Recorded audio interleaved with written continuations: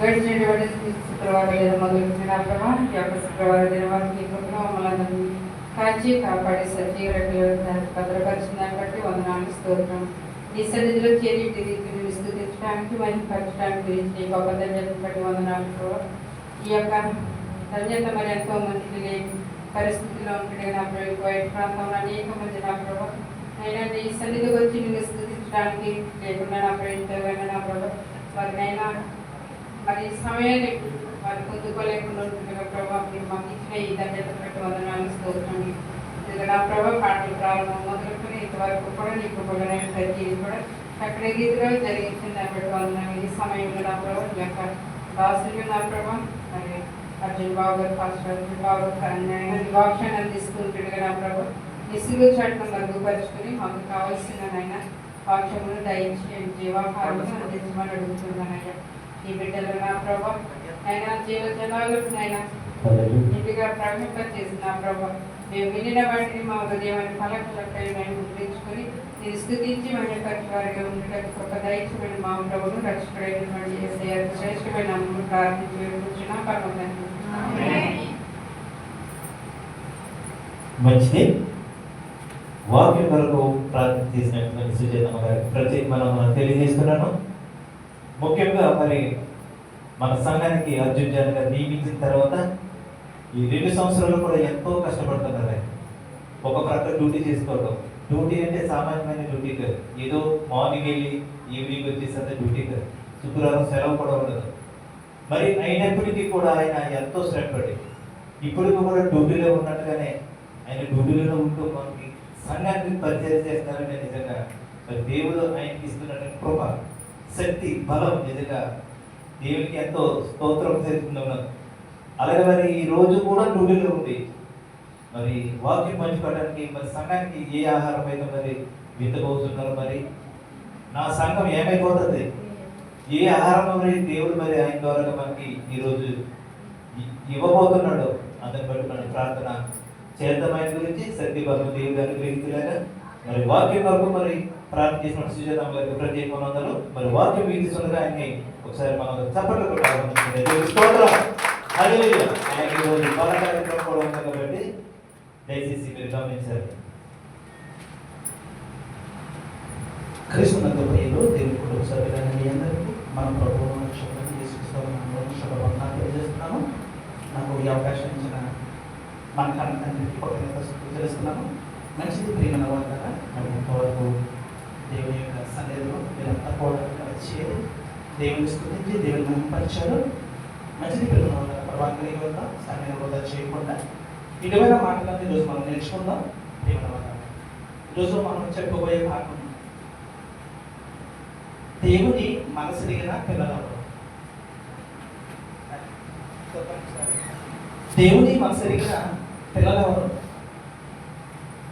నేను పోయిన ఆదివారం నేను ఒక పాట చెప్పాను. కన్న తండ్రి మనసెరిగిన పిల్లలు ఎవరు అని చెప్పాను. ఆ రోజు ఏ రోజు ఆ రోజు ఫాదర్స్ డే కదా. ఫాదర్స్ డే ఉన్నాడు. ఏం చెప్పాను, తండ్రుల దినోత్సవం కదా. ఆ రోజు ఫాదర్స్ డే ఉన్నాడు. కన్న తండ్రి మనసెరిగిన పిల్లలు ఉన్నారని చెప్పారు. అది ఇవాళ దేవుని మనసెరిగిన పిల్లలు అన్నారు. ప్రేమ వాళ్ళ చాలా విలువైన మాటలు ఈరోజు మనం నేర్చుకుందామండి. మంచిది. ఒకసారి రోమిలకు రాసిన పత్రిక చూద్దాం. ఒకసారి రోమిలకు రాసిన పత్రిక 11వ అధ్యాయము 34 వచ్చినాం. 11:34. ఆయనకు ఆలోచన చెప్పిన వాడెవడో, ముందుగా ఆయనకి ఇచ్చి ప్రతిఫలం పొందగల వాడెవడో. ఏంటి మొదలు మాటండి? ప్రభువు మనస్సును ఎరిగిన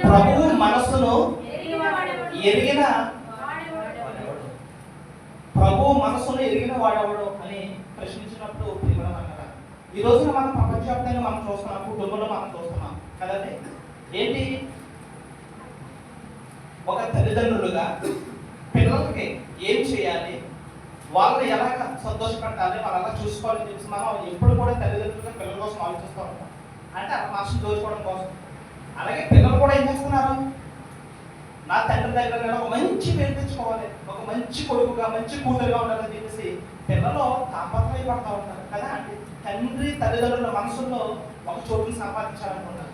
అలాగే భార్య భర్తలు కూడా నా భర్త మనసులో చోటు సంపాదించాలి, లేదా నా భార్య మనసులో చోటు సంపాదించాలి అని చెప్పేసి ఇలాగ ఆలోచిస్తూ ఉంటాం ప్రేమల వల్ల. ఇకపోతే పిల్లలకి ఇష్టమనే ఆహారాలు కూడా కడతా ఉంటాం కదా, పెట్టి ఆయన ఎలా ఉందా బాగుందమ్మా అని చెప్పి చదువుతూ చూడండి ఎంత ఆనందం ఉంది. ఆ పిల్లలు అమ్మ చాలా బాగుండేది, చాలా బాగుంది అన్నప్పుడు ఎంత ఆనందపడిపోతారండి కదా. చూసారా ఇది అయితే ప్రేమల దేవుడు అంటారా. ఇక్కడ దేవుడు మనసుగా చూసావా, ప్రభువు మనసును అంటే దేవుడికి మనసు ఉంటుంది. అంటే దేవుడికి మనసు ఉంటుందండి.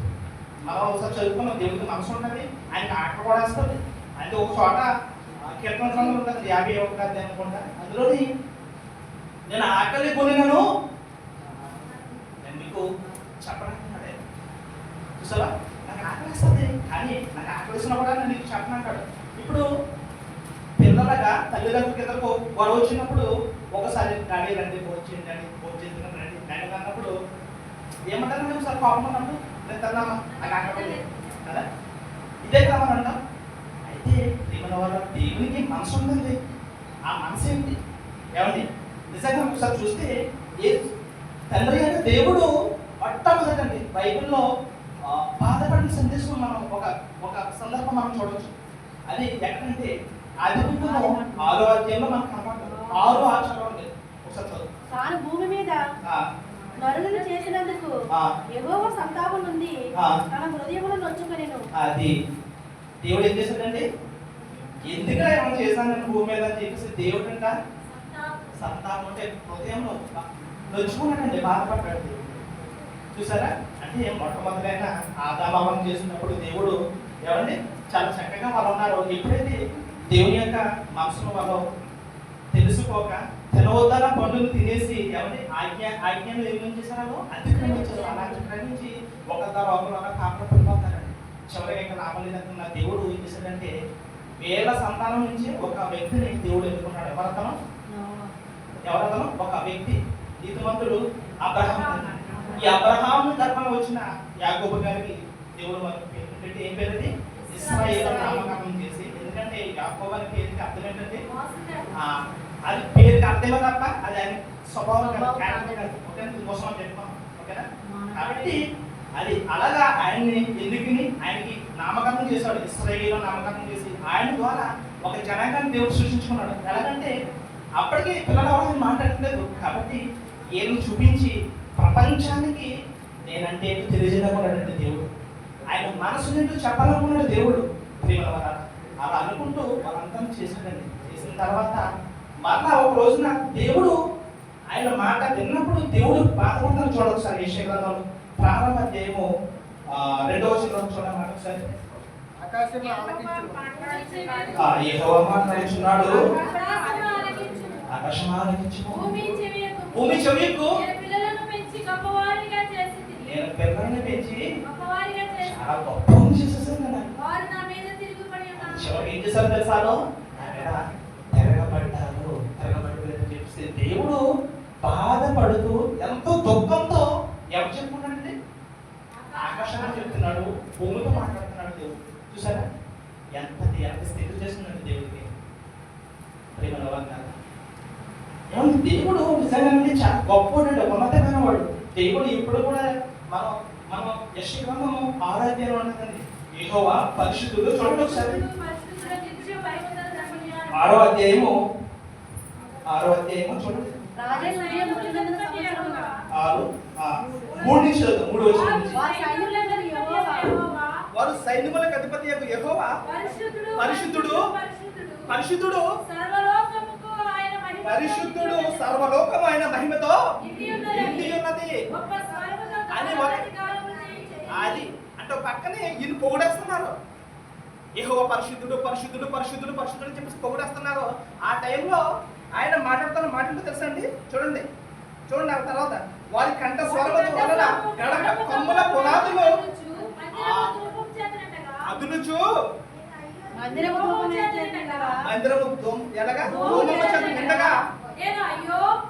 చూడండి అక్కడ మాట్లాడుతాను. చూడండి 8వ వచనంలోకి వచ్చండి. 8వ వచనం. అప్పుడు నేను ఎవరిని పంపేదను, మా నిమిత్తం ఎవడ పోవనని ప్రభువు సెలవుగా వింటిని. చూసారా దేవుడు బాధపడుతున్నాడండి.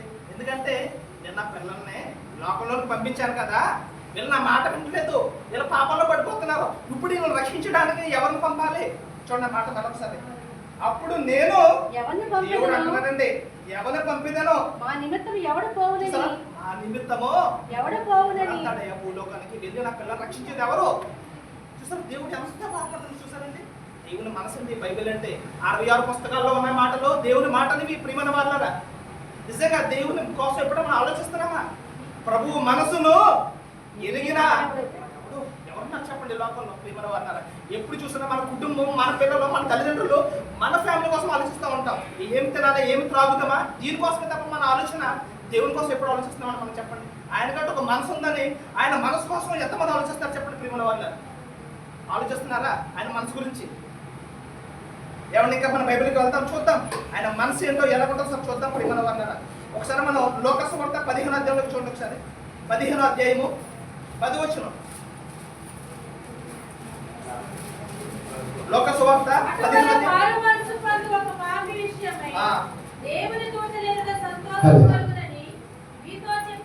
అది చూసారా ఇక్కడ దేవుడు మాట్లాడుతూ ఏమంటే ఇక్కడ ఒక మంచి మాట అండి. ఏంటంటే మాట అటువలే మారు మనస్సు పొందు ఒక పాపి విషయమై. అది దేవుడికి ఇప్పుడు సంతోషమో తెలుసా అండి? దేవుడికి ఎప్పుడు సంతోషమో తెలుసా?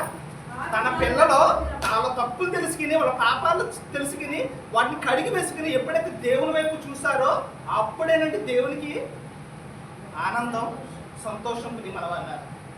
చూసారంటే నిజంగా ఆయనకి ఆనందం అండి. అలాంటి మరి నిజంగా దేవుడికి నేను ఆకలి గొన్నెలను నేను మీతో చెప్పను. ఎందుకంటే ఆయన అంత బాధపడుతున్నాడు, ఇంత బాధ ఉంది ఆయనలోని. అందుకే ఆయన బాధ తిరగడం కోసమే, ఆయన మనసుతో తిరగడం కోసమే ఒకరిని పంపండి లోకంలోనికి, ఒక వ్యక్తిని పంపండి ప్రియమైన వాళ్ళ. ఎవరైనా మన ప్రభు అయినా యేసుక్రీస్తు ఒక జ్యేష్ఠ కుమారుని లోకానికి పంపించాడండి. ఆయన వచ్చే వరకు కూడా తండ్రి రొమ్మున అద్వితీయ కుమారుడే ఆయనను బయలుపరిచాడు. చూసారు అంటే లోకానికి యేసుక్రీస్తు వారి లోకానికి వచ్చేంత వరకు ప్రభు మనసు అంటే తండ్రి మనసు ఎవరికి తెలియలేదండి. యేసుక్రీస్తు లోకానికి వచ్చిన తర్వాత చెప్పాడు ఆయన మనసు ఏంటో అని. ఎందుకు ఈ లోకానికి నన్ను ఎందుకు పంపించాడో, నేను ఎందుకు వచ్చానో, ఎవరి నిమిత్తం అయితే వచ్చానో అంటాడు కదా. నా ఇష్టమును నెరవేర్చుకున్నట్టు నేను నా తండ్రి చిత్తము, నా తండ్రికి ఒక ఇష్టం ఉంది, ఆయన ఇష్టాన్ని నెరవేర్చాలనుకున్నాడు. ఆయన ఇష్టాన్ని నెరవేర్చడానికి నేను లోకానికి భూమి మీదకి దిగి వచ్చాను అంటాడు ప్రియమైన వాళ్ళ. చూసారా అదండి తండ్రికి తగ్గ తనయుడు. చూసారా ఒకసారి తల్లిదండ్రులు అంటూ ఉంటారండి, ఎందుకంటే చడుపుట్టాలో కొడుకున్నా అని చెప్పేసి అంటూ ఉంటారు కదా కదండి. కానీ మనం అనిపించకుండా ప్రియమైన వాళ్ళ, దావీదు నా ఇష్టానుసారుడేనా, నా హృదయానుసారుడు, అతడు నాకు అతనికి నా ఉద్దేశంలన్నీ తెలుసు తెలుసు. చూసారా మరి అలాగా ఒక దావీదే దేవుని మనసును తెలుసుకున్నాడే. భూమి మీద ఉన్న దావీదు దేవుని కోసం చూశాడో, దేవుని మనసును తెలుసుకున్నాడో. అప్పుడు కూడా ఏ గ్రంథం లేవంటే అప్పుడు ఉన్నది ఒకటి గ్రంథం తెలుసు కదా ప్రియమైన వాళ్ళ, ధర్మశాస్త్రం.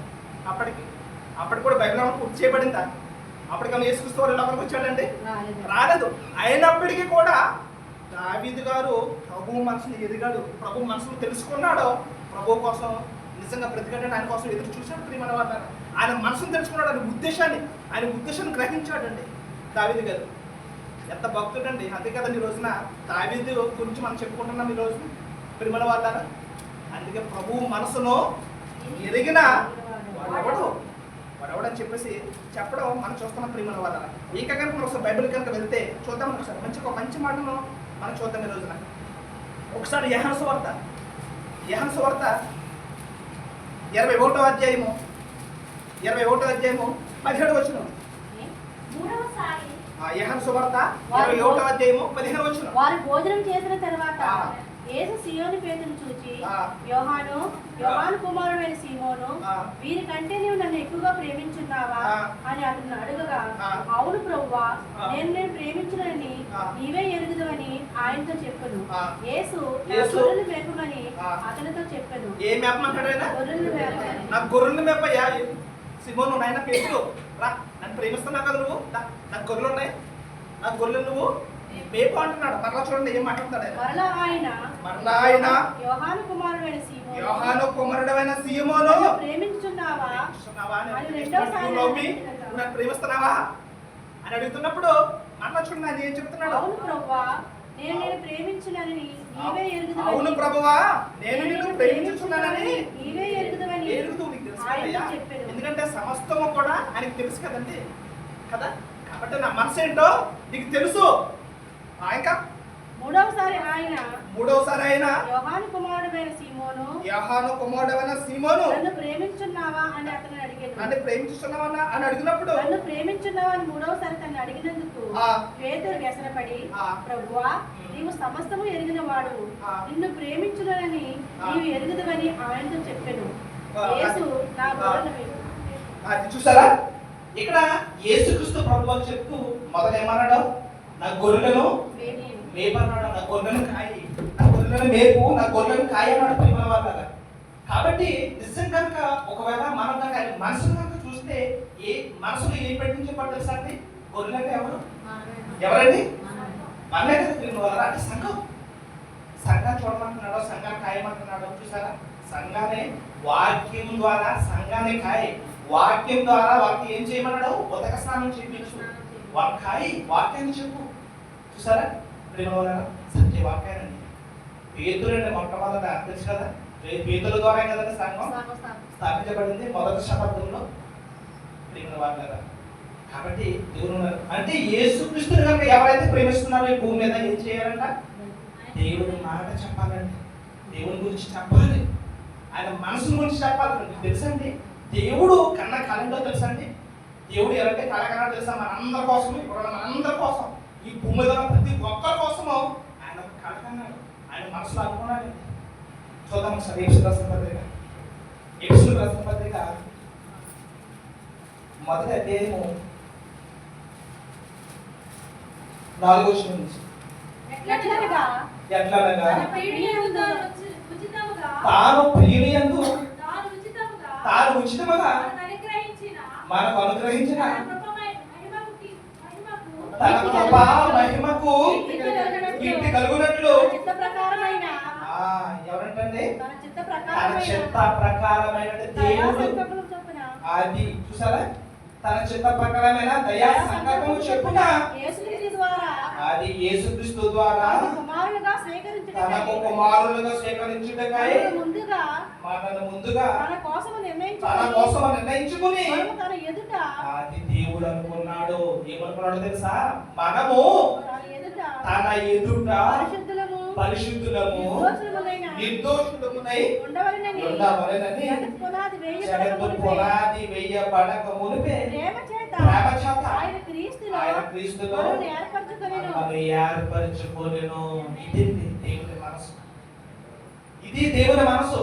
ఏమనుకున్నాడు ఆయన, ఇదిగో నాకు పిల్లలు కావాలి, ఈ భూమి మీద నాకు పిల్లలు కావాలి, అలో ఇదిగో నా కొరకు బ్రతకాలి. ఎలా బ్రతకాలో తెలుసా, నా కుమారుడు పెద్ద కుమారుడు ఎవరైనా యేసుక్రీస్తు అంటే క్రీస్తుగా బ్రతకాలనుకున్నాడండి. అది క్రీస్తు ద్వారా తన కుమారులుగా కావాలనుకున్నాడు, అంటే కుమార్తె కావాలనుకున్నాడు దేవుడు.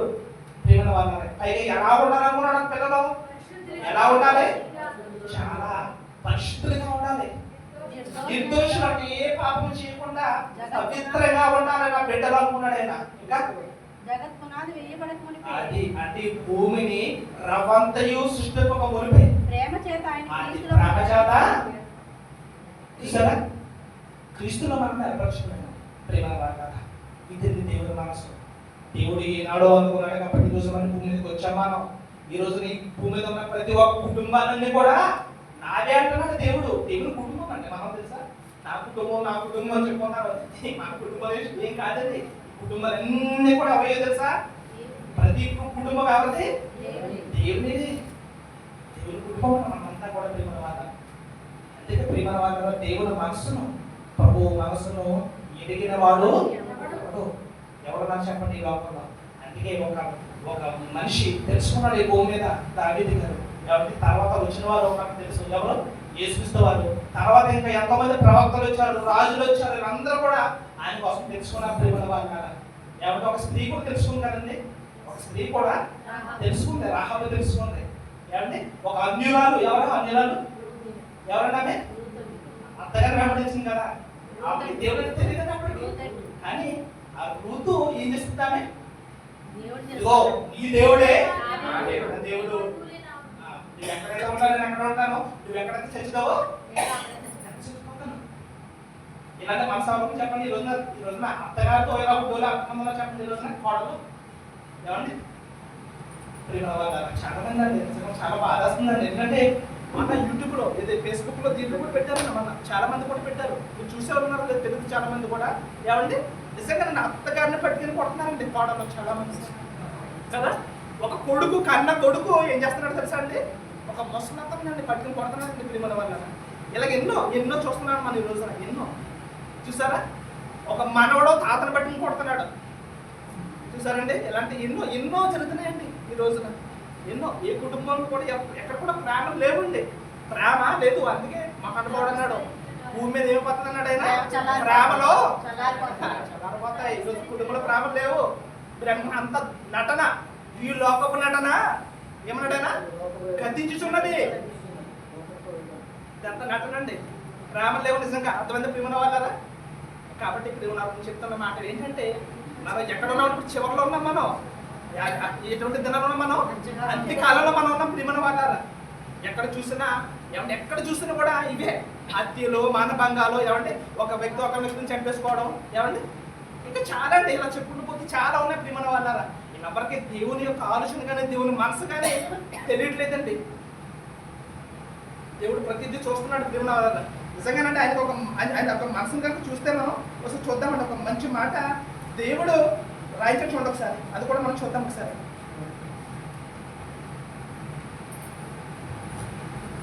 యోధాపత్రిక 22వ అధ్యాయము 22-23 వచ్చిన ఒకటి కదా.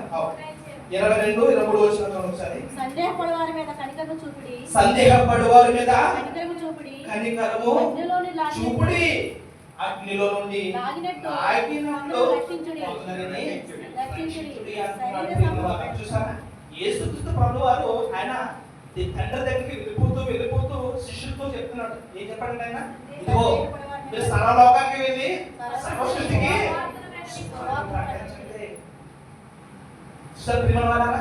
ఎవరైతే మీ మాటలు విని మీ సువార్తలు విని ఎవరైతే సువార్తను నమ్ముతారో ఇదిగో వాళ్ళకే రక్షణ.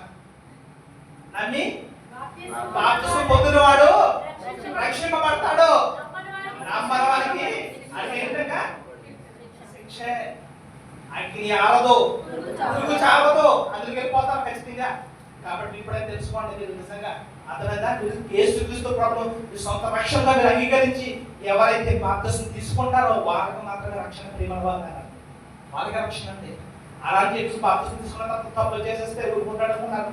అలా ఇప్పటికీ చాలా ప్రియమైన వాళ్ళు. ఎందుకంటే ఎప్పుడైతే బాప్తిసం తీసుకున్న తర్వాత మనం ఒక టికెట్ అది అర్థమైందా? మనం ఒక చోటకి బస్సు టికెట్ తీసుకుంటాం. అలాగా అక్కడికి వెళ్ళాలి. కాబట్టి అలాగే బాప్తిసం అనేది ఒక మార్గం, పరలోకానికి మార్గము. కానీ అక్కడికి వెళ్ళాలంటే బాప్తిసం తీసుకున్న తర్వాత మీరు ఎలా ఉండాలి?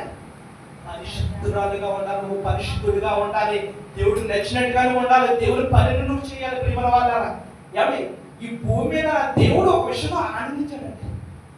దేవుడు ఒక విషయంలో ఆనందించాడు. ఎప్పుడైతే యేసుక్రీస్తు వారి లోకానికి వచ్చిన తర్వాత ఆయన బాప్తిసం తీసుకుని అలాగా కోటి మీదకి వచ్చాడో లేదో నిజంగానండి తండ్రి మాట్లాడుతున్న మాట చూడండి సార్. మనం చూడండి సార్. ఎంతది?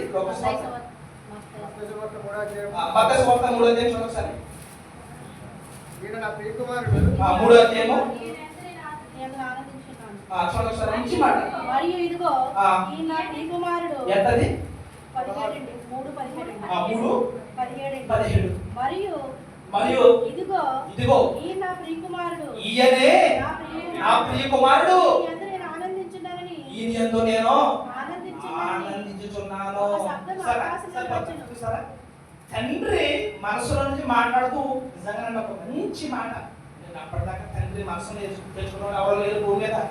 ఆయన ఉద్దేశం ప్రకారం చిత్త ప్రకారం చేస్తున్న ఎవ్వరు కూడా లేరు భూమి మీద. కానీ ఒకనాటికి యేసుక్రీస్తు వచ్చిన లోకానికి బాప్తిసం తీసుకున్నారు. ఆయన తీసుకున్న తర్వాత అప్పుడు ఆయన అంటున్న మాట చూసారా? ఈయనే నా ప్రియకుమారుడు, he is my lovely son, dearest son. చూసారా? నా ప్రియకుమారుడు, ఈయన ఎంతో నేను ఆనందించుతున్నాను. ఆనందనిస్తుందండి తండ్రికి. వాళ్ళు అప్పటికన్నా తండ్రి ఏడుస్తూనే ఉన్నాడండి. ఏడుస్తూ ఉన్నాడు, ఎందుకు చేశారో భూమి మీద మనుషులు, ఎందుకంటే అయిపోతారని చెప్పి దేవుడు బాధపడమే తప్ప. మీరు ఎప్పుడైనా మనం చెప్పుకున్నాం కదా, ఏ గ్రంథం అది? ఇర్మీయా గ్రంథం. ఇర్మీయా గ్రంథంలో దేవుడు ఎక్కడ చూడండి మీరు అంత హెచ్చరికనే దేవుడు మాట్లాడారు. ఎవరు కూడా మీరు గ్రంథం చదువుకోండి.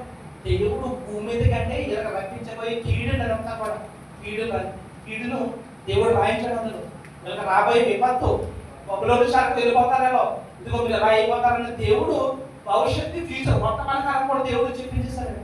ప్రతిదీ కూడా రాయించేస్తాడు. అందుకే ఇది మీద చిన్న విషయం, చిన్న బాలుడిగా ఉన్నప్పుడు దేవుడు ఎన్నుకున్నాడు.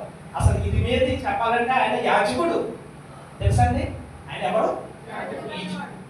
ఇర్మియా యాజకుడు. కానీ ఆయన ఇర్మియా నాకు యాజకుడిగా వద్దయ్యా, నాకు ఎలా కావాలి, నువ్వు నాకు ప్రవక్తగా కావాలి, నాకు ఒక ప్రవక్తగా కావాలన్నాడండి. అందుకే దేవుడు యాజకులు కుటుంబంలో పుట్టినప్పటికీ కూడా ఇర్మియా ఏం చేశాడు? దేవుడు ప్రవక్తగా నియమించుకున్నాడు. ఆయనకి సంతోషం లేదు, ఆనందం అనేది లేదండి ప్రేమ వాళ్ళ. ఇంకా మంచిది, ఇంకా మనం ముందుకు వెళ్దాం సార్, చూద్దాం సార్. ఒకసారి మనం పేతురు రాసిన 2వ పత్రిక, పేతురు రాసిన 2వ పత్రిక 3వ అధ్యాయము 9వ వచనం. కొందరు ఆలస్యమని ఎంచుకున్నట్లు, పేతురు రాసిన 2వ పత్రిక కొందరు ఆలస్యమని ఎంచుకున్నట్లు 3:9. కొందరు ఆలస్యమని ఎంచుకున్నట్లు ప్రభువు తన వాగ్దానమును గురించి ఆలస్యం చేయవాడు కాడు.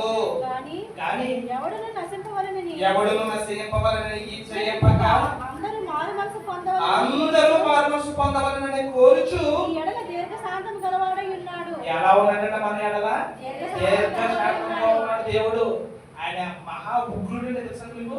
అగ్ని దేవుడు అంటే దహించు అగ్ని. ఈ మధ్య సంఘం కూడా పేరు కదండి, ఏ సంఘం? దహించు అగ్ని. కాబట్టి ప్రియుల వాళ్ళు దహించు అగ్ని అండి దేవుడు అంటే. ఏమండి? అలాంటి దహించు అగ్నితో చదవటండి ఈ రోజున ప్రియుల వాళ్ళ. యెహోవా మాట్లాడుతున్నాడు, కానీ దేవుడు మాట్లాడితే ఈ భూమి కరిగిపోతుంది, తెలుసా మీకు? ఎలాగంటే ఇలా ఎన్నో ప్రేమ వాడాలండి, ఎవరికి అర్థం కాదండి. ఎప్పుడైతే యేసుక్రీస్తు వారి లోకానికి వచ్చి ఆయన చెప్పాలనుకున్నది ఏదైతే అనుకున్నాడో తండ్రి, అవన్నింటినీ కూడా యేసుక్రీస్తు వచ్చి చెప్పాడు, ఈ లోకానికి తెలియజేశారు ప్రేమ మాట. ఎవరు అందుకంటున్నాడు ఆయన? ఒకసారి భక్తులతో మాట చూడండి ఒకసారి. మళ్ళా కొందరు ఎంచుకున్నట్లు ఏంటంటే వాగ్దానం. వాగ్దానం అంటే తెలుసా? ఇదిగో నేను త్వరగా వచ్చుతున్నాను అన్నాడు కదండి, నేను వచ్చేస్తున్నాను అన్నాడు కదా ఆయన. కాబట్టి చూడండి ఏం చెప్తున్నాడు. తన వాగ్దానం గురించి ఆలస్యం చేయవాడు కానీ ఎవడను నశింపవలని నిశ్చయింపక అందరూ మారు మనసు పొందవాలని కోరుచు మీ ఎడల దీర్ఘశాంతం గలవాడై ఉన్నాడు. అది చూసారా? దేవుడు ఎందుకు రాగలనుకున్నారు ఇప్పుడు దాకా తెలుసండి? దేవుడు ఇప్పుడు దాకా రాలేదనుకుంటున్నాం. ఎందుకు రాలేదు తెలుసా? ఎందుకంటే ఎవరు నశించుకోవడం ఆయనకి ఇష్టం లేదు. ఎందుకు తెలుసా? ఆయన పిల్లలు కదండి. ఇప్పుడు మనకి పిల్లలు ఉన్నారు, నాకు 4 పిల్లలు ఉన్నారండి. ఒక జ్వరం వచ్చింది, అలా వదిలేస్తాం మనం? వదిలేం కదా. తీసుకెళ్ళి డాక్టర్ చూపిస్తాం, వైద్యం చేపిస్తాం, చెక్ చేపిస్తాం, వదిలేస్తాం. అటు బాగు పడేంత వరకు తండ్రి మనసు చాలా బాధ ఉంటుంది, తెలుసండి? చాలా బాధగా ఉంటుంది తండ్రి మనసు. నిజం ఆ బిడ్డకి నయమైనంత వరకు, ఆడ అన్నం తినేంత వరకు తిరుగుబడి తండ్రి నిజంగా. ఇది తండ్రి మనసు, తల్లి మనసు. చూసారా? ఇప్పుడు లేస్తారా నా బిడ్డ, ఇప్పుడు లేస్తారా, ఇప్పుడు తింటాడా అని చెప్పి ఎదురు చూస్తూ ఉంటారు తండ్రి. తండ్రి కూడా ప్రేమ వాడతారు. అంతేకాదు తండ్రి చూడండి అన్నమాట, ఎవడును నశింపుచ్చుడా. చూడ మంచి మాట అది, చూడసారి.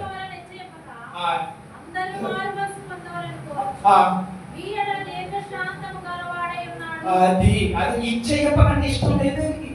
ఇచ్చేయప్పకంటే ఏ ఒకడు నశించడమో తండ్రికి ఇష్టం లేదు. నలుగురు కుమారు ఒకటి చనిపోతారు, ఎలా ఉండదండి తండ్రికి బాధ ఉండదా?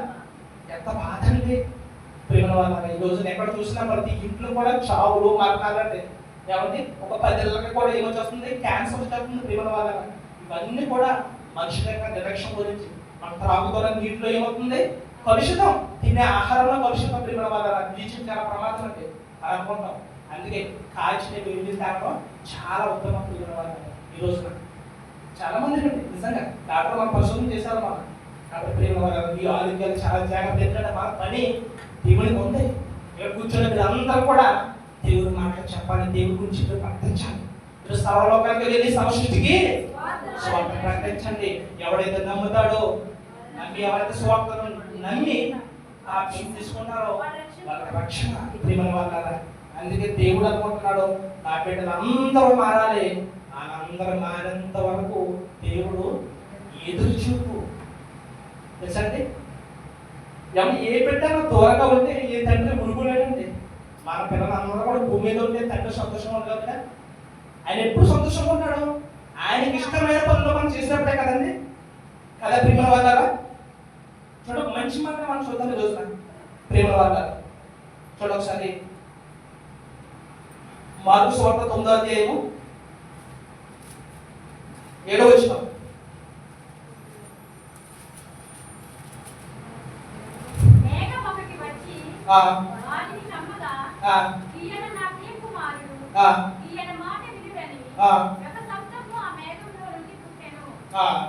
చూసారా ఏమన్నాడట? తండ్రే చెప్పాడు. ఎవరు మాట్లాడాలి? మీరు ఇదిగో నా కుమారుడు మాట మీరు అందరూ వినాలన్నాడంటే ఎన్ని చెప్పండి ఆయన. ఆయన నిన్ను వాళ్ళని పొరుగు వాళ్ళని ప్రేమించమన్నాడు, ప్రాణం పెట్టేయమన్నాడు. ఎన్ని చెప్పండి ఆయన. ఎక్కడైనా మీరు ద్వేషించడం చెప్పలేదు. ఎక్కడ చూసాము మనం యేసుక్రీస్తు చెప్పిన మాటలో ఎక్కడ చెప్పలేదండి. ఆయన నోరు తెలిసి చూడండి, ప్రేమించమన్నాడు, ప్రాణం పెట్టమన్నాడు. ఇదే కదండి ప్రేమ వాదన. ఎవరు నిజంగా కనుక చూస్తే ఇంకా దావీదు గురించి దేవుడు మాట్లాడిన మాట చూడవచ్చు. మంచి మాట చూద్దాము సార్. కీర్తన గ్రంథము 89:20. 89:20. నా సేవకుడైన దావీదు నేను కలుగుని ఉన్నాను, నా పరిశుద్ధ తైలంతో అతను అభిషేకించి ఉన్నాను.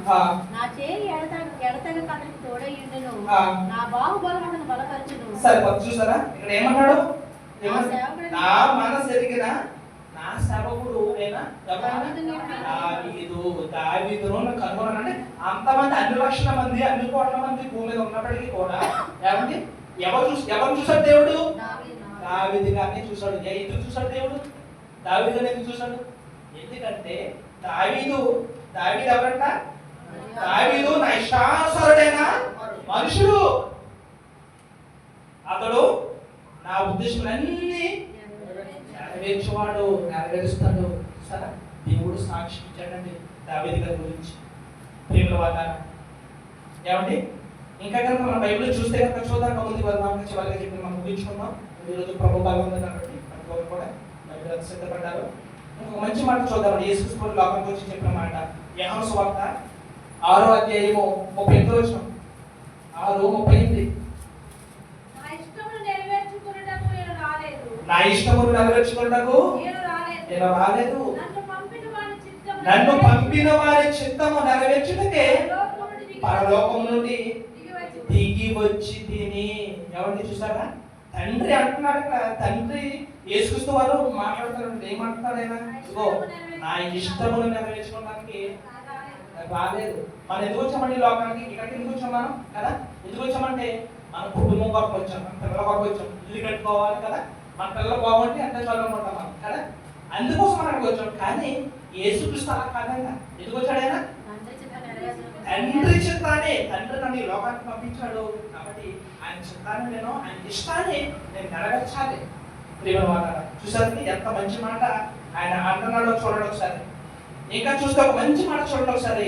మత్తయి సువార్త 26:39. 26:39 ఇక్కడ ప్రార్థన చేస్తున్నాడు క్రీస్తు తండ్రికి. కొందరు దూరంగా వెళ్ళి సాగిలపడి నా తండ్రి సాధ్యమైతే ఈ గిన్నె నా యొద్ద నుండి తొలగిపోనివ్వు, ఆయనను నా ఇష్ట ప్రకారం కాదు నీ చిత్త ప్రకారమే కానిమని ప్రార్థించారు. చూసారా ఎవరన్నా నమ్మేది? ఎవరన్నా అంటారండి రోజున? పిల్లలు తల్లిదండ్రుల మాట వినట్లేదండి. పిల్లలు తల్లిదండ్రుల మాట వినట్లేదు. ప్రేమల వాళ్ళ ఎవరి దేవుడు నిజంగా మన పాపం ఎన్ని దినాలు కష్టపడ్డాడు? ఎన్ని దినాలు? 6 దినాలు కష్టపడ్డాడండి. ఏమంటే ఈ 6 దినాల్లో ఒకసారి మనం చూద్దాం. ఫ్రూట్స్ అండి, మామిడి పళ్ళు. ఏమంటే ఎన్ని రకాలు ఉన్నాయండి మామిడి పళ్ళు కదా? ఇన్ని రకాలండి మామిడి పళ్ళు కదా. చెప్పుకోవడానికి కూడా టైం లేదు. చాలా రకాలండి. వాటి కలర్ ఇంకా ఇంకేంటంటే ఇది బత్తాయి పండు. ఒక ఏంటి ఇంకా ఉన్నాయి? ఏ పండు అయ్యి? కమలాఫలం. నిజంగా అయితే ఇలాంటి మీరు తెలుసండి, మంచి ఎంత వాసన వస్తుందండి అది. చూసారా దాని కలరు? అందులో ఉన్న మీరు ఎప్పుడైనా గమనించారా? ఒక నిమ్మపండు చూడండి, నిమ్మపండు ఒక నిమ్మపండు మీద తప్పొలిసినప్పుడు పైన తొప్పలు ఉంటుంది ఒక తెల్లగా, దాన్ని ఒలిస్తే లోపల ఏమంటాయి? తొనలు ఉంటాయి. వినండి చెప్తాను ప్రభు మాసం తెలియదు. ఒక తొనలు ఉంటాయి. ఆ తొనలు కనుక మళ్ళీ దాన్ని నిలబెట్టిస్తే లోపల ఏమంటాయి? చిన్న చిన్న సంచులు ఉంటాయి. ఆ సంచులో పెట్టాడు దేవుడు. ఏం పెట్టాడు? వాటర్ పెట్టాడు. అదే ఏంటది? సెట్రా. చూసారా? ఒక నిమ్మపండు అంటే నిమ్మపండుకి ఎందుకు జాగ్రత్త తీసుకున్నాడు దేవుడు? అది మామూలుగా అది అన్ని లేకుండా నీటేసి అలా పైన తొక్కటి పెట్టేస్తే అది కింద పడిపోతుంది. ఏమవుతుందండి? పగిలిపోతుంది. వాటర్ అంతా కూడా అయిపోతుంది. చూసారా? అంటే ఒక పండులోనే శ్రద్ధ తీసుకున్నాడు దేవుడు, ఒక నిమ్మపండులోనే. ఇలా చూసుకుంటూ పోతే ఎన్నో ఉన్నాయండి ప్రేమ వల్ల. ఇంత శ్రద్ధ వహించాడండి దేవుడు సృష్టించేసి. చివరిగా 30 రోజులు చూడొకసారి. మొదటి అధ్యాయము 30 రోజులు ఆదికాండము 31 రోజులు. మొదటి అధ్యాయము 30 రోజులు చూడొకసారి. దేవుడు తాను చేసినది యావత్తును చూసినప్పుడు అది చాలా మంచిదిగా ఉండెను. అది దేవుడు తాను చేసినది యావత్తును చూసినప్పుడు ఎలా ఉందంటే అది చాలా మంచిదిగా ఉంది. ఎందుకు చేశాడు దేవుడు చెప్తానే? ఎందుకు చేశాడంటే ఆయన కోసం చేసుకున్నాడా? ఎవరి కోసం? రాబోయే తన పిల్లలు అంటే ఎవరు? మనము. మనందరి కోసం చేశారు కదండి. నేను ఉదయం లేకనే మనం టిఫిన్ అండి, తర్వాత ఎన్ని తింటామండి, ఎన్ని ఫ్రూట్స్ కదా తినోళ్ళు ఉన్నారు, తర్వాత జ్యూసులు తాగుతారు, మధ్యాహ్నం భోజనం, మళ్ళీ సాయంత్రం స్నాక్స్ కదా, మళ్ళీ అప్పుడు ఏదో ఒకటి తాగుతాం మనం, మళ్ళీ రాత్రికి భోజనం, పొడుగున్నప్పుడు కూడా తింటారండి చాలా మంది ప్రిమిన వాళ్ళ. అర్థమైందా? ఇలాగా రోజుకి కనీసం 5 దోశలు తినోళ్ళు ఉన్నారు. చెప్తున్నాను నిజంగా, నేను చెప్తూ ప్రిమిన దేవుని స్తోత్రం మంచిదండి. కానీ చెప్తున్నాను ఏమండి, ఈ రోజు నిజంగా మనం ఎన్ని ఎక్కడ చెప్పండి చెప్పండి ఎలాగిచ్చాను. నువ్వు మాంసం తినాలంటే, నువ్వు ఏట మాంసం తినాలంటే ఒక మ్యాక్ చచ్చిపోవాలి అక్కడ. నువ్వు కోడిని తినాలంటే కోడి చచ్చిపోవాలి నీకోసం కదా. అవును కదా, ఆలోచించండి. నువ్వు చేప తినాలనుకుంటావు, చేప నీకోసం చచ్చిపోవాలి. ఎన్ని బలైపోయి నేను బ్రతికిస్తున్నాయి కదండి కదా, మనం బ్రతికిస్తున్నాయి కదండి కదా. నేను ఎలా ఏం తింటాను నువ్వు అంటే అమ్మ నాకు చికెన్ కావాలంటావు. చికెన్ కోడి కదా, కోడి బలైపోతుంది అక్కడ. ఇలా ఇవన్నీ కూడా బలైపోతున్నాయండి మన బ్రతికించడం కోసం. చూసారు దేవుడు ఏం చేశాడు? ప్రియమైన వాళ్ళని ఏంటో ఆలోచించారండి. అందుకే ప్రభువు మనసులో ఎరిగిన వాడెవడు? ఎవరు నాకు చెప్పండి ఈ మీద. దేవుని మనసు ఎవరికి అర్థం కాలేదు, ఇప్పటికి ఎవరికి అర్థం కాలేదు. మనం చర్చకు వచ్చేస్తున్నాం, దేవుని స్థుతిస్తున్నాం, చాలా సంతోషమండి, దేవుని మహింపరుస్తున్నాం, అంత కాన్ఫిడెన్స్ వెళ్ళిపోతున్నాం. కానీ తర్వాత దేవుని కోసం ఆలోచిస్తున్నాం మనం. వెంటనే ఇంటికి ఫోన్, పిల్లలు ఎలాగ ఉన్నారండి, దేవుడి కోసం ఇప్పుడు కావాల్సిందారండి. దేవుడా నువ్వు ఎలా ఉన్నావు ఇప్పుడు అడుగుతున్నారు దేవుడిని. ఏమంటే ఇంటికి ఫోన్ చేసి అమ్మా నువ్వు ఎలా ఉన్నావు, లేకపోతే అమ్మా నువ్వు ఎలా ఉన్నావు, బాబుని ఎలా ఉన్నావు అని చెప్పి మనం పిల్లల్ని అడుగుతూ ఉంటాం. మనం మరి దేవుడిని ఎప్పుడు అడుగుతామండి? దేవా నువ్వు ఎలా ఉన్నావని. అందుకనండి దేవుని మనసు ఎవరికి అర్థం కాలేదు ప్రిమల వాళ్ళ. కాబట్టి ఈ మాట వల్ల మీరు దేవుని కోసం ఆలోచించండి. దేవుని మనసు ఏంటో ఈ రోజున మనందరికీ తెలియాలండి ప్రిమల వాళ్ళ. దేవుని మనసు తెలియాలంటే మనం ఏం చేయాలి? మనం ఏం చేయాలి? మరి ఏం చేయాలండి? ఏం చేయాలి? బైబిల్ చదవాలి ప్రిమల వాళ్ళ. ఈ 66 పుస్తకాలు కనుక నువ్వు చదవనుకో దేవుని మనసు నీకు అర్థమవుతుందండి. ఈ 66 పుస్తకాల్లో ఉన్నది ఏంటి తెలుసా? దేవుని మాటలు అంటే దేవుని మనస్సు. మరి ఆయన మనసు మనకు అర్థం కావాలంటే మొదట మన బైబిల్ చదవాలి. చాలా మంది ఈ రోజులు చదువు రాకుండా బైబిల్ చదివేస్తున్నారు. ఎలా అనుకుంటారు మీరు?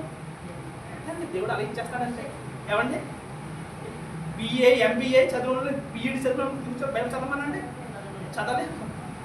చూసారా ఇంత ధన్యత ఇచ్చిన దేవుడు ఈ రోజున తెలుసా అండి ప్రిమల వాళ్ళ. సువార్త చెప్పడం ఎదుర్కొంటాం చాలా చాలా సులువు అనుకుంటాను కాదండి ప్రిమల వాళ్ళ. ఎందుకంటే సువార్త చెప్పే వాళ్ళకి ఎన్ని తీర్పులు? ఎన్ని అండి? 2. మీకు ఒకటే కొనడం తప్ప మీకు అయితే, మాకు అలా కాదు కదండి, మాకు 2 ఉంటాయి. ఏమంటే మేము ఎంత భయపడాలండి మరి ప్రిమల వాళ్ళ. కాబట్టి చాలా జాగ్రత్త అండి. దేవుని యొక్క సన్నిధి, దేవుని యొక్క మనసులో మనం ఏం సంపాదించాలి? చోటు సంపాదించాలి. ఏమండి ఇల్లు స్థలాలు కొనుక్కోవడం కాదండి. ఎందుకంటే అబ్రహాం గారు ఏం చేశారండి చివరిలో ఎప్పుడు రాసిన పత్రికలు ఏం చేశారో దేవుడు వాళ్ళకి దేశాన్ని ఏం చేశారు?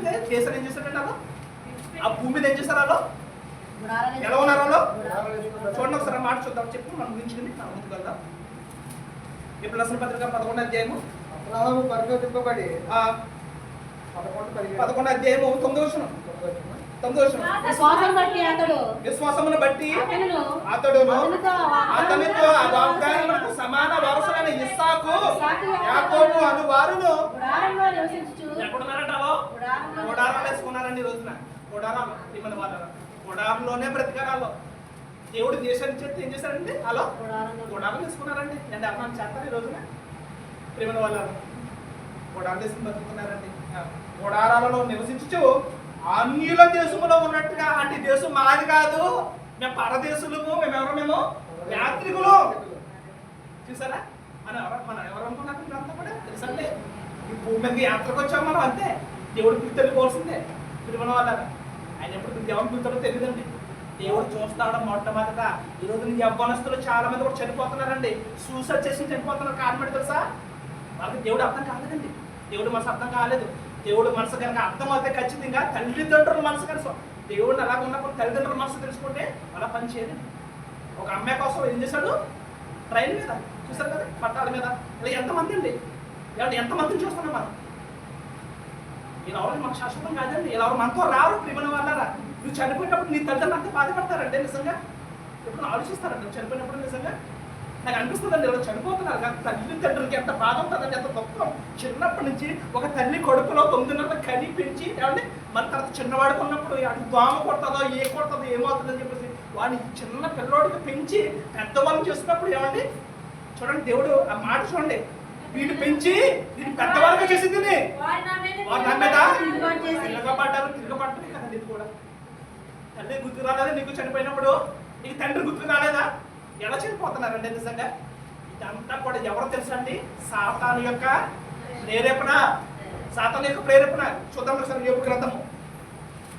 యోబు గ్రంథం చూద్దాం. యోబు గ్రంథము 1వ అధ్యాయము చూడండి. అక్కడ దేవుడు చెప్తున్నాడు. ఏం చెప్పాడు చూడండి ఒకసారి. చివరిగా చెప్తాను మనం ఈ పదం చాలా సమయం ఉంటుంది. యోబు గ్రంథము ఎక్కడి నుండి వచ్చిందని వాడిని అడిగాక అపవాది భూమి మీద ఇటువాడు తిరుగురాడు 7వ వచనం నుంచి అంతలో సంచరించుచు వచ్చిందని యెహోవాకు ప్రత్యుత్తరం ఇచ్చెను. అందుకు యెహోవా ఈమె సేవకుని యోగ సంగతి ఆలోచించి, దేవుడు చెప్తున్నాడు, ఒక మనిషి కోసం చెప్తున్నాడు. వినండి ఏం చెప్తున్నాడు? నా సేవకుని యోగ సంగతి ఆలోచించి, నా సేవకుడైన యోబు సంగతి ఆలోచించినవా? అతడు ఎవరో తెలుసా? యథార్థవంతుడు. Real man. చూసారా? అతడు యథార్థవంతుడు, న్యాయవంతుడు. ఏంటంటే తెలుసా? నేనంటే అతనికి చాలా భయము, భక్తి. చెడుతనమును విసర్జించిన వాడు అసలు భూమి మీద కూడా ఎవ్వరు కూడా లేరయ్యా అని చెప్తున్నప్పుడు ఏమండి చూడండి ఏమంటున్నప్పుడు అని అడుగగా అపవాది అంటున్నాడు, ఊరికనే ఉంటాడండి అంటే భయం భక్తులు.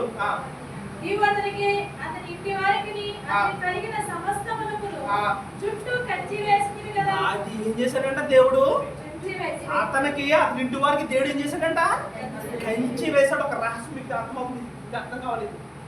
ఏం చేశాడు దేవుడు? దేవుడు కంచేశాడు. కంచె ఎవరికి కంచేశాడు? యోబు గారికి, యోబు గారి యొక్క కుటుంబానికి, ఆయన పిల్లలకు అంటే కొడుకులకి కుమార్తెలకు ఏం వేశాడు దేవుడు? కంచి వేశాడు. ఎందుకు తెలుసు కంచి? కంచి ఎందుకు అంటే తెలుసా? ఇది మీకు అర్థం కావాలి.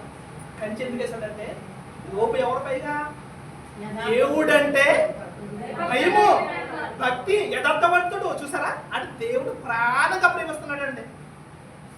చూసారా? దేవుడు కాస్తంత ప్రాణంగా నడుగుతుండ ప్రేమ వాళ్ళ. కాబట్టి మీరు కూడా చెప్తున్నాను, ఈ రోజున భూమి మీద ఉన్న మనము ఎప్పుడైతే నువ్వు దేవుని ప్రేమిస్తావో, ఈ రోజున పిల్లలకి బైబిల్తో చెప్పట్లేదండి. ఒక మాట అంటే చాలు, చెప్తాం కదా, ఒక మాట అంటే చాలు ఎత్తుకెళ్తారండి. ఇలా చేస్తారు. పిల్లలకి ఇప్పటి నుంచి చెప్పాలి, దేవుని గురించి చెప్పాలి. నువ్వు యోబు కూడా అలాగేనండి, దేవుని మీద భయభక్తులు కలిగి ఉన్నాడు. అలా ఉన్నాడు కాబట్టి దేవుడు అతనికి ఏం చేశాడు? కంచి వేశాడు. ఇప్పుడు చూడండి తర్వాత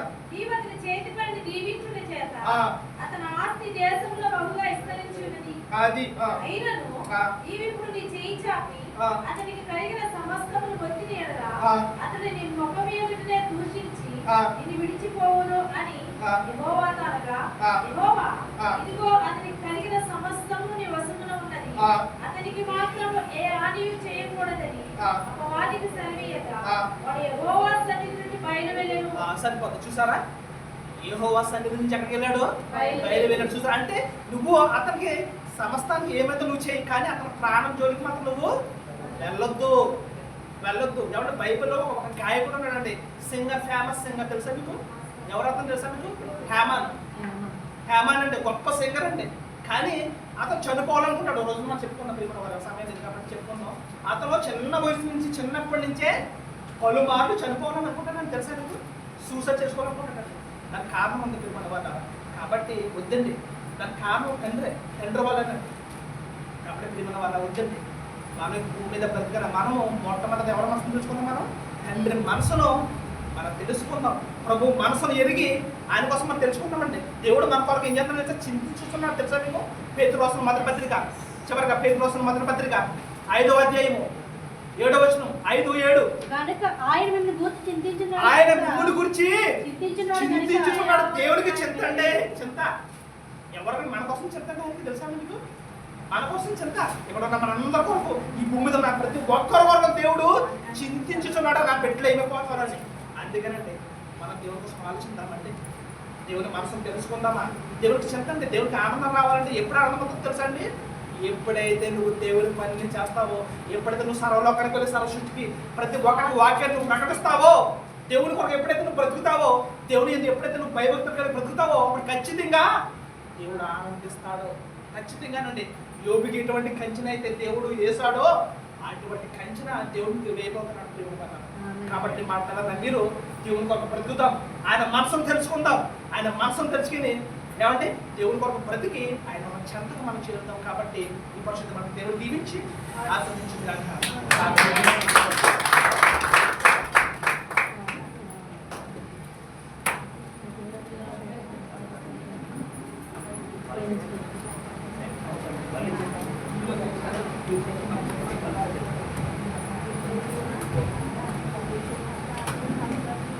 మంచిది. మరి ఈ రోజున ప్రభు వల్ల కాబట్టి మన యొక్క శరీరం తీసుకోవాలి కదా, ఆయన రక్తాన్ని మనం పాటించాలి. ప్రేమ కదా, ఆయన చెప్పాలి కదండి, ఎవరైతే నా యొక్క శరీరాన్ని తిని నా రక్తాన్ని ఎవరైతే తాగుతారో వాళ్ళకే ఏమన్నాడు? నిత్య జీవం. మరి నిత్య జీవం